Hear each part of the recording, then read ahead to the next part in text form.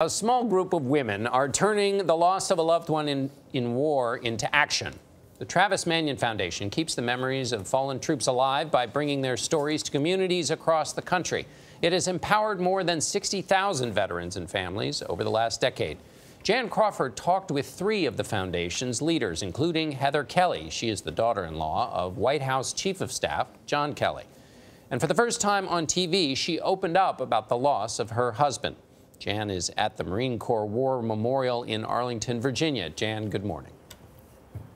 Good morning. So every year, a team of runners comes here to honor the memory of Travis Manion and Brendan Looney. They were roommates at the Naval Academy, killed 3 years apart in separate wars. Marine Lieutenant Robert Kelly, who is the son of General John Kelly, was killed in Afghanistan. And now, after suffering the worst loss you can possibly imagine, their families are empowering others to give back.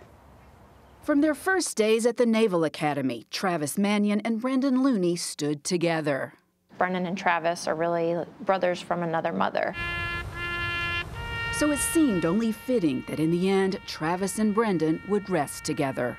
They moved Travis from his cemetery in Pennsylvania and buried them side by side here at Arlington. President Obama even paid tribute to their friendship as an example of America's best. Warriors for freedom.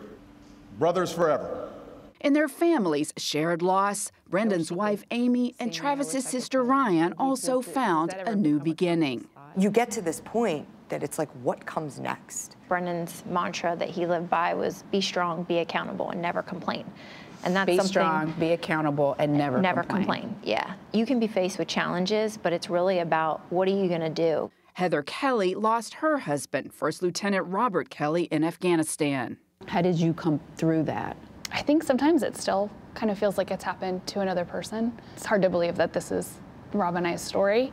Does he still feel very much with you? Absolutely, yeah, absolutely. I know Rob didn't want to be doing anything else, so I have that peace that it's exactly where he was meant to be. That's a sentiment shared by Robert's father, retired General John Kelly, now serving as White House Chief of Staff. He knew what he was getting into by joining that 1%.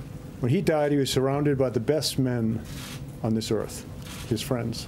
Was that a surprise when he started talking about it during the briefing? Yeah, but I trust my father-in-law 100%, and I know he holds Robert's memory close. What was that like when all of that kind of became news? Sometimes the way it's focused is hard, but just in general, if, you know, people are saying Robert's name and remembering what he did, I'm happy that his memory lives on in that way. Ryan, Heather, and Amy know there are many other families who face the same loss. What would you say to them now? I would say to them, you're suffering probably, arguably, the most horrible thing that will ever happen to you, but there is a light ahead.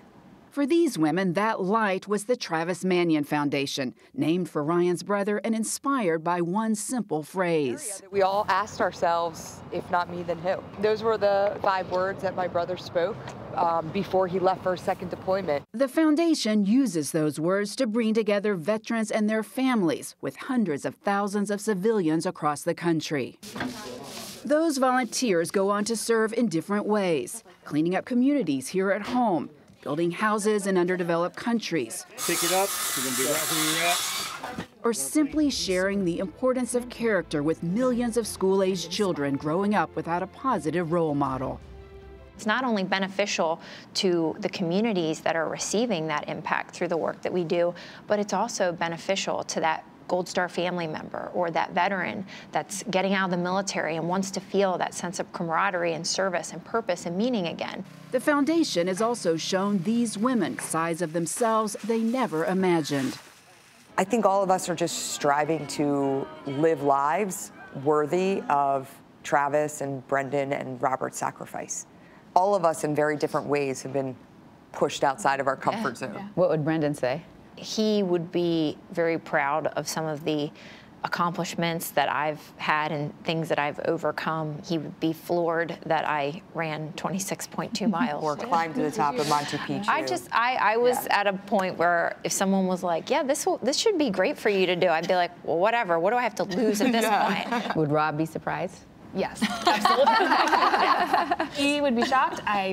you know, pretty introverted and, you know, stuck to our close group of friends. Do you ever think that? Like, I wish he could see me. I wish I could tell him. I mean, does that ever become a conscious thought? I hope they do see I it. hope they do. Exactly, I do feel like in some ways, you know, They do. that They they know. know. That they know. Now, the Manion Foundation is kicking off a 10-day service project with volunteer opportunities across the country. Each project is inspired by the legacy of a fallen service member.